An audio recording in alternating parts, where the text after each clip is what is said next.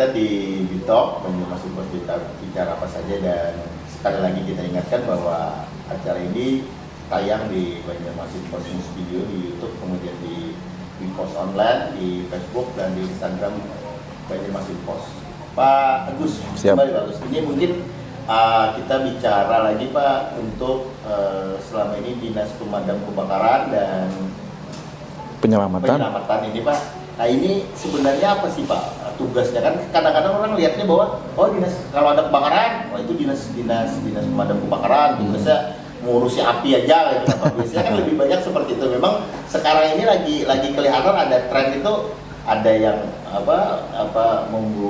membuang lebah, ada yang menangkap biawak, menangkap ular. Dan itu kadang-kadang rame di medsos Pak, kadang-kadang lebih itu ternyata tugas pemadam kebakaran ini ternyata banyak gitu lah.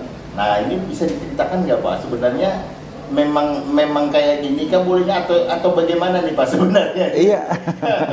Iya memang seperti saya katakan tadi bahwa kita trennya malah sekarang lebih ke penyelamatannya, kedaruratan. Nah, misalnya ini ada baru-baru kita di depan mako kita, di depan markas kita ini ada mobil pengangkut batu yang terbalik karena menghindari ada pengendara sepeda, pengguna jalan pengendara sepeda yang tiba-tiba memotong jalan truk, akhirnya terbalik persis di depan kita. Itu juga bagian dari tugas kami. Pohon tumbang gitu kan, kadang-kadang kan apalagi situasi menjelang musim hujan, kadang-kadang angin deras, itu juga pohon-pohon yang di tepi jalan tiba-tiba tumbang, itu juga kami yang dipanggil karena kedaruratannya Pak. Bahkan bukan hanya itu, yang tadi evakuasi hewan liar, bahkan memotong cincin, memotong cincin yang tidak bisa copot, itu kan kita yang mendatangi kalau ada permintaan atau mereka yang datang ke kita, karena kita ada petugasnya yang mampu untuk melakukan pemotongan itu tanpa melukai loh Pak. Ya artinya kalau memotong mandiri kan, memotong sendiri bisa luka jari. Ini kita punya teman-teman petugas yang sudah punya skill untuk melakukan pemotongan, meminimalisir cedera. Nah itu. Selain itu juga kita water rescue, itu teman-teman kita ada yang sudah punya keahlian selam, keahlian menyelam, kita lengkapi dengan alat-alat penyelam, alat-alat scuba. Nah itu sudah sering kali terjadi karena Kabupaten Banjar kan banyak juga yang bermukim di perairan, apakah itu di sungai ataupun di danau seperti di Riam Kanan.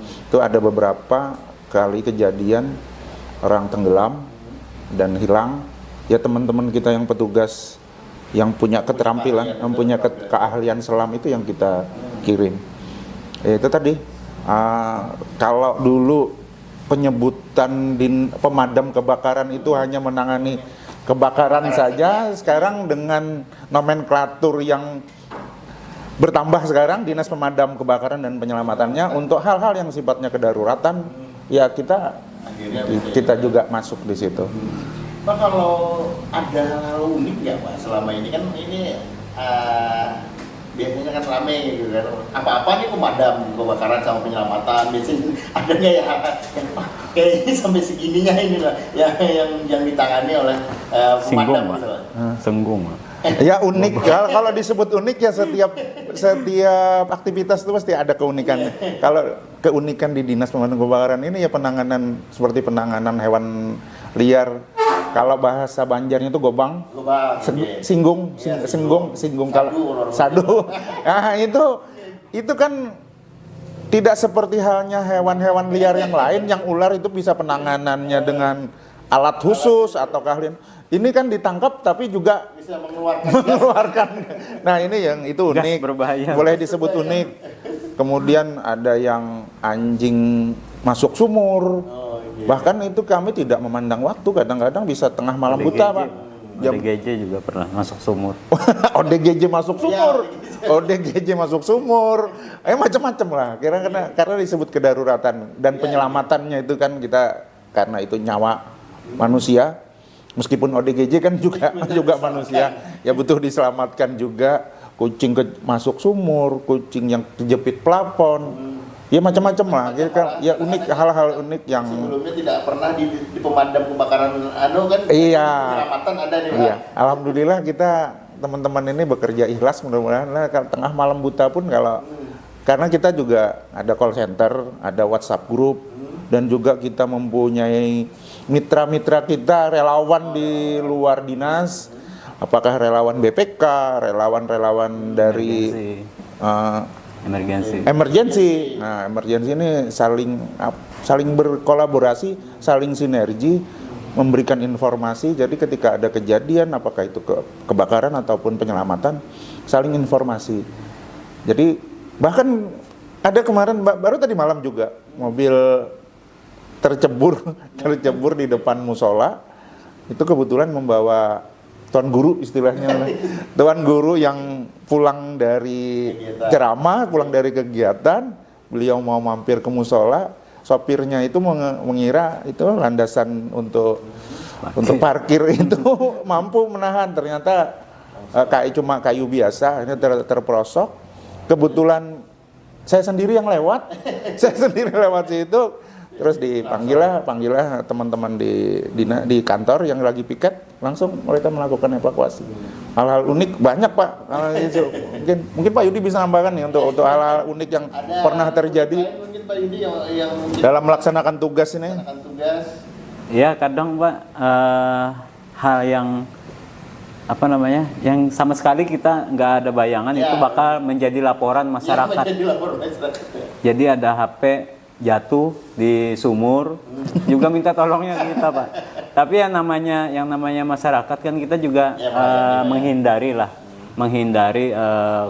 komentar atau penolakan terkesan negatif umpamanya. Ya kita tidak tahu sih situasi psikologi korban saat itu seperti apa. Tiba-tiba mereka minta tolong ke kita, ya sudah kita respon saja Pak. Itu betul Pak. Yang terakhir juga ada kunci sepeda motor. Iya. Kunci sepeda motor kecebur sumur, panggil damkar. Ya, bukan apa-apa. Itu seperti Pak Yudi bilang tadi bahwa kalau kita hitung-hitungan Pak ya, kalau ganti kunci duplikat itu kan paling banter ya berapa ribu rupiah. Yeah. Sementara petugas ini masuk ke sumur itu kan Pak. Pertaruhan keselamatannya Pak. Ya pertaruhan keselamatannya ya memang di satu sisi ya pelayanan kami ya menghindari seminimal mungkin untuk penolakan. Paling tidak kami datangi dulu lah. Kami datangi.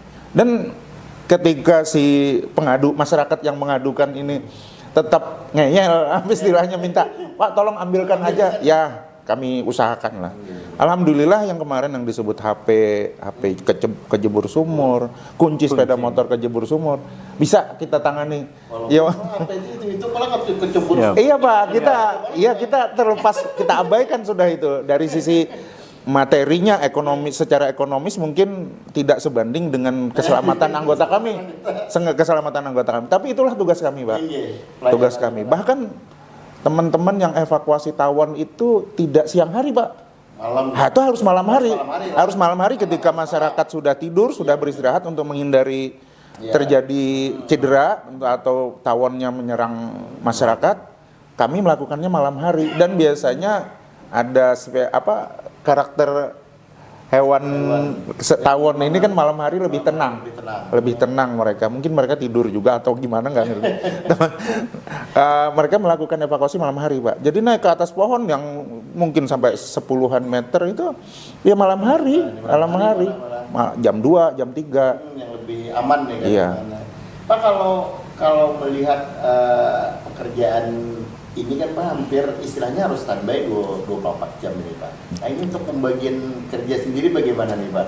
Artinya yang memang malam itu memang harus ada standby kah atau bisa panggilan segera atau kayak apa nih Pak pada pembagian? Oh ya. Ya ini alhamdulillah juga kita di tahun 2024 ini kita memperoleh sebanyak 75 petugas damkar yang mendapatkan status P3K. P3K ini ada yang bersumber dari tenaga PTT kami yang sudah ada, juga dari SKPD luar, SKPD lain seperti di BPBD Itu yang ketika dibuka untuk formasi P3K, ada. alhamdulillah kita lulus sebanyak 75 P3K. Nah, ini yang menjadi potensi kami. Kemarin kan ya karena komitmen pimpinan, kembali lagi ke komitmen pimpinan untuk menambah, kami melakukan pemetaan bahwa petugas sumber daya manusia yang kami butuhkan sekian, oleh pimpinan diakomodir. SKPD Badan Kepegawaian Daerah BKPSDM Kabupaten Banjar melakukan penggodokan, akhirnya kita dapat 75 personil. Kuota kami 75, itu termasuk analis pemadam kebakaran, analis perencanaan, analis SDM, analis juga peralatan komputer. Tapi yang paling banyak itu adalah yang untuk petugas damkar pemula. Sebutannya damkar pemula, Pak. Damkar pemula yang kalau sama dengan strata SLTA. Kalau pangkat di kepegawaian itu pangkat 2A. Dari PTT menjadi P3K dengan status damkar pemula sebanyak 75 orang. Dan ini sudah kita diklatkan. Kita diklatkan kembali. Ini kebetulan di bidangnya Pak Bustiudi juga, bidangnya Pak Bustiudi. Begitu mereka diangkat jadi P3K, langsung lagi kita diklatkan damkar 1 kebetulan kemarin provinsi melakukan kegiatan yang sama. Jadi kami tidak perlu mengirim sampai ke Ciracas, biasanya Pak ya, ke Ciracas. Tapi kita mendatangkan pelatih, mendatangkan instruktur dari provinsi yang mengundang instruktur dari Jakarta dan Surabaya. Kita titip. Nah, jadi kita diuntungkan secara pembiayaan kami lebih ringan karena hanya dititipkan ke provinsi. Jadi itu menjadi bekal mereka untuk bertugas. Karena tidak sembarangan. Kalau semua orang bisa menjadi relawan. Bisa menjadi relawan. Tapi secara standar operasional prosedurnya mereka harus dibekali. Dan alhamdulillah kita 62 orang P3K itu sudah kita diklatkan, ditambah yang terdahulu sekitar 25. Jadi kita rata-rata petugas kita ini sudah memiliki spesifikasi sebagai damkar pemula. Mereka sudah punya sertifikat damkar pemula. Nah, ini tadi yang menjadi potensi kami, sumber daya kami untuk yang kata Pian, gimana cara piketnya kami bagi 3 peleton, Pak. 1 peleton itu rata-rata 21 sampai 23 orang. Itu 1 kali on, 2 hari off. 1 hari on, 2 jadi per 3 hari mereka berputar. Sirkulasi, ada shift sebanyak 3 peleton. Itu ya 3 peleton itu terdiri dari 3 regu, Pak. Kita anggap 21 orang itu terdiri dari 7 orang, satu regu 7 orang. Nah, ini bergantian, Pak. Artinya ketika ada penanganan kejadian, apakah itu kebakaran ataupun penyelamatan, pada saat yang sama, yang bersamaan, ada yang bersamaan kan?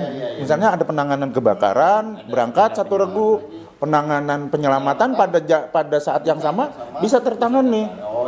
Nah, kalau misalnya masih ada lagi, 1 masih ada. Jadi 1 peleton terdiri dari 3 regu itu. Itu tadi alhamdulillah kita di tahun 2021 dapat personil yang tambahan. Apakah dari sumber kita sendiri maupun yang dari luar. Gitu, Pak. Pak, kalau lihat tadi kan dengan penjelasan ada juga yang analisis, Pak ya. Nah, ini kan ada beberapa daerah yang ulun lihat malah di pendaftaran CPNS itu kan menjadi kendala beberapa analisis untuk damkar. Ternyata di Kabupaten Banjar malah sudah ada nih, Pak, ibaratnya dengan terbantu ini. Pak, mungkin ada beberapa SDM nggak, Pak, yang diperlukan lagi kita nih, Pak, atau beberapa yang mungkin untuk memenuhi kebutuhan di damkar ini sendiri, Pak? Kebetulan, Pak, kalau untuk teknis itu kita di peraturannya baik dari Kemendagri maupun Menpan RB itu hanya ada 2 jenis jabatan, Pak. untuk teknis. Yang pertama jabatan fungsional analis kebakaran. Analis Yang kebakaran. kedua adalah damkar pemula. Dan dua-duanya ini punya jenjang sendiri-sendiri, Pak. Damkar pemula itu nanti akan jadi damkar terampil, muda, dan mahir. seterusnya. Sama dengan analis, Pak. Tetapi kalau di luar itu adalah pelengkap, Pak. Karena kita dinas tentu punya, apalagi dengan tipe B, artinya memang ada bidang-bidang, seksi-seksi yang membawahi itu harus disupport dengan petugas operasionalnya yang disebutkan tadi Kita ada. punya yang 2 ini sudah, Pak. Iya, sudah ada, Alhamdulillah sudah ada, Pak. Dapat, Pak. Kemudian Dapat dari kita- yang 75 itu tadi. Iya. Lima tadi. Di antaranya itu tambahannya adalah ada fungsional perencanaan di sana yang bantu di perencanaan. Kemudian juga ada analis SDM-nya juga ada. Kemudian peranata komputernya juga ada, Pak. Oh, berarti super lengkap ini sudah, Pak, kita. Iya. Alhamdulillah. Kalau hal-hal yang teknis non kebakaran, non pemadam kebakaran, kita sama dengan SKPD lain. Ada analis komputer, ada peranata komputer, ada analis perencanaan. Nah, ini Sama. Sudah lumayan lengkap ini. Iya, Tinggal kita meningkatkan. Mungkin nanti untuk berikutnya harapan-harapan yang lain mungkin dari segi peralatan, mungkin kita masuk di sesi 3 nanti nih, Pak. Siap.